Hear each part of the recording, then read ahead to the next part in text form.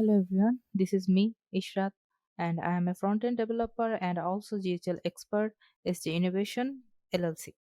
So, today we are going to know about workflow. Yesterday, in our last video, we have talked about a term, workflow. So, it is basically closely connected with the form which we have learned in our last video. So today we are going to learn what is workflow, why do we need that, and how to use.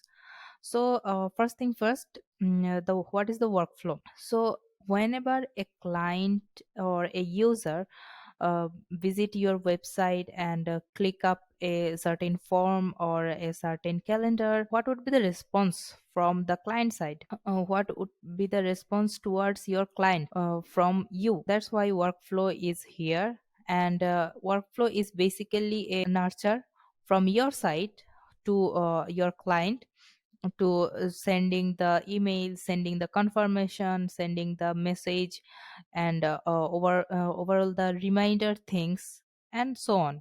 You can do a lot of things by workflow. You can do also conditioning, and you can give him a reminder of your webinar, your Facebook event, and so on. So I think we should start it from the scratch, so that you can understand it very well. So it's an basically automation. So we will click in the automation, and we can have something ready made here. So there is more recipes like appointment booking and appointment confirmation, reminder, survey request.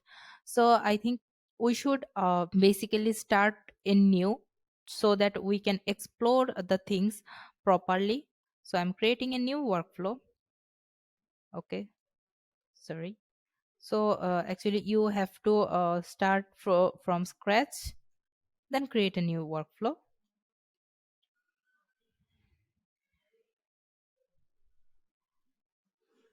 So it's taking time. So you have a lot of things given here. So first of all, add a new workflow trigger. What is that? What is that means? Like, when will your workflow trigger? You can add a form here, you can add a calendar here. So you can see you have given a lot of things to do here. You can give here an appointment status, custom booked appointment, and a lot of things. But basically what actually we need, and what is most used thing, I'm going to share that. It is form. So here you can see a form submission option. So I just click on that, then add a filter. What is form submission? So you have to select here which with which form you are going to connect this. So its form is select. So I'm going to use the test form which we are created in our last video. Okay, so this is the test form. So save as a trigger. And after adding a trigger, it is actually done from triggering your workflow. So actually we should put a name here so that we can understand.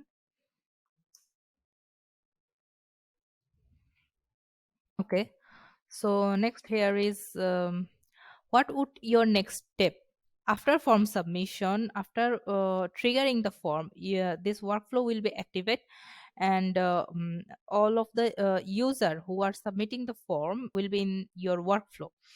So after that, what will your response to the client or user? So you can actually do here a lot of things like sending email, sending SMS, call, voicemail, messenger, Instagram DM, and a lot of things like adding a contact tag. You can also use a tag which can filter your users, right?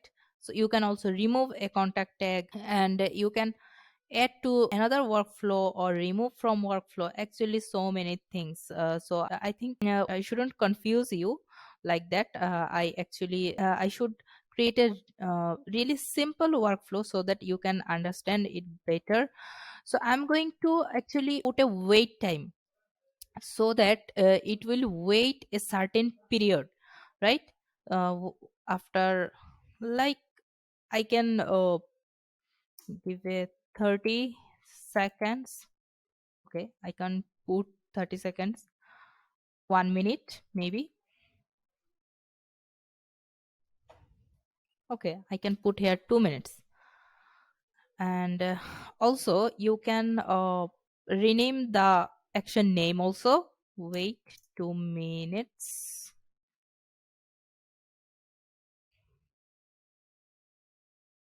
So save your action, and after that, after 2 minute wait period, what will it do? It will it can give you an SMS or email or something else. So you can just put here a subject,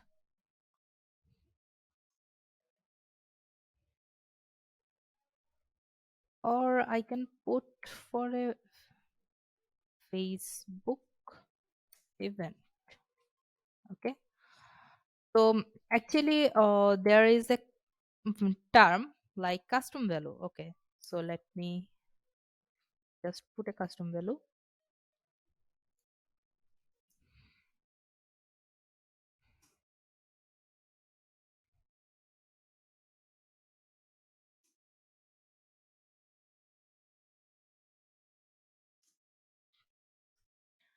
Okay, it is a custom value from which where it is fetching.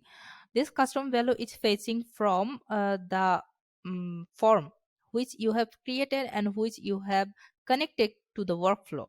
So it will take the user's first name who is submitted the form, and then it will fetch the name from there. So okay, let's save the action and save it.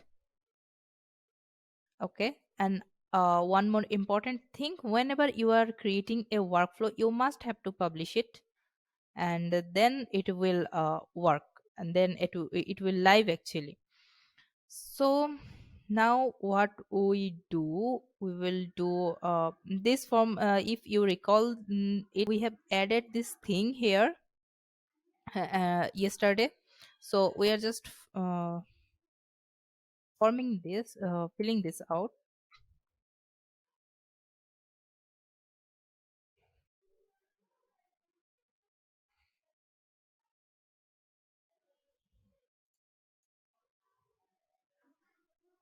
And okay, sorry, it's phone number.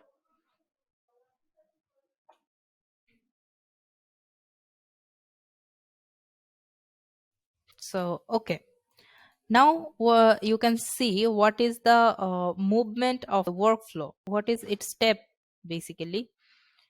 So just refresh it.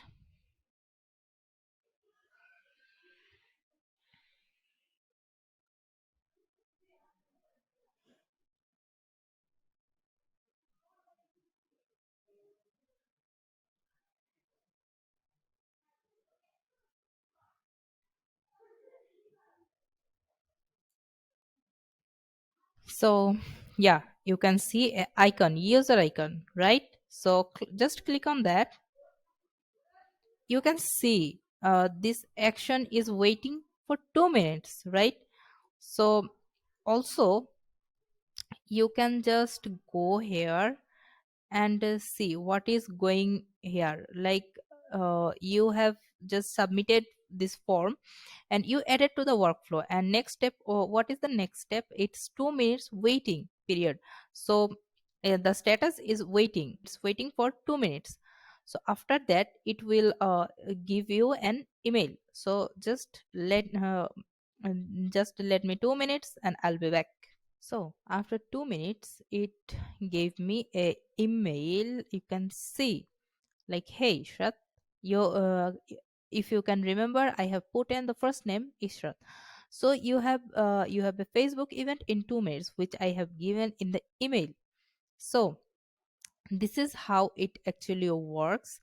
It was a basic workflow, so I hope you will like it.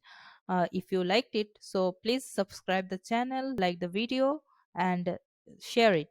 And also if you have any queries, please comment below. Thank you.